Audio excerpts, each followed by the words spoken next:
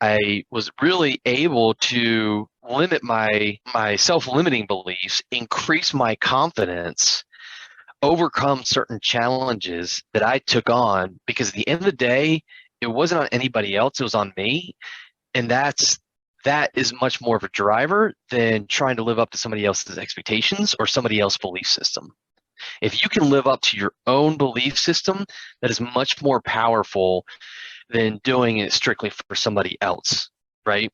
And so, the first half of my life was all about overcoming these challenges and pushing myself.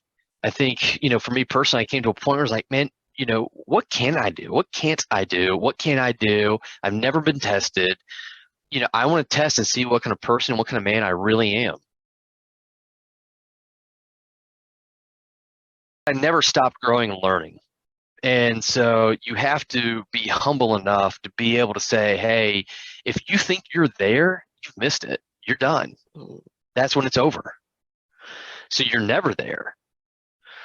And I think a lot of that was just keeping a hold of this childhood curiosity. If you're around kids, and if you have kids are awesome because they always have this curiosity, and sometimes it's not very good curiosity, some things where they might hurt themselves. But a lot of it is really them exploring their world, exploring their surroundings. And so I never gave up on, leadership. What is that like? How does that work? How do you become a good leader? Followership. What does that really mean? How does that work? Okay. What does it mean to be a good husband, a good father? And I just naturally, learned that, hey, I never want to lose that childhood curiosity. Have a mentor. A mentor is different than a father. A mentor is different from a cheerleader. A mentor is different from a teacher.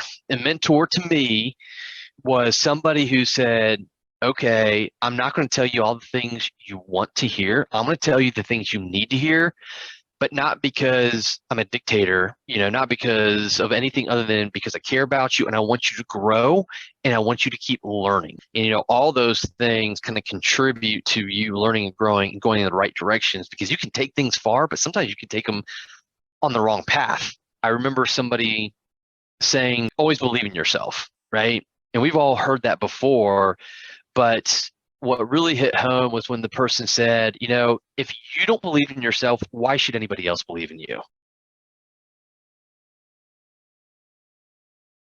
Ordinary people can really do extraordinary things.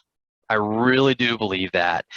And I guess you can say that there is nothing, again, my resume is nothing great. I don't think I, did anything that anybody else truly couldn't do. I'm no different than anybody else.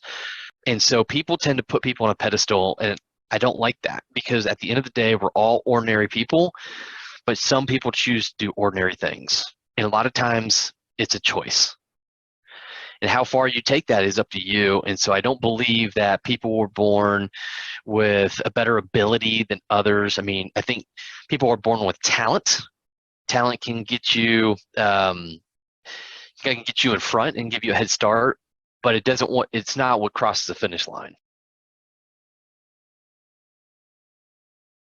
I look around my life and see people that were able to overcome big obstacles, right? I'm inspired by watching people do something they didn't believe they could do. And that's what inspires me. So who it is, it's a lot of people. I can rattle off names, I can rattle off stories, but watching people do something they didn't think they can do just inspired. Makes me want to get up in the morning and just be like, okay, I want to see who can do what and see what they can do on their own. And that inspires me. If you enjoy this podcast, please make sure to subscribe. And to stay updated on everything that the Action Catalyst is up to, make sure to follow us on Facebook and Instagram at Action Catalyst Podcast, and on Twitter at Catalyst_Action. And thanks for listening.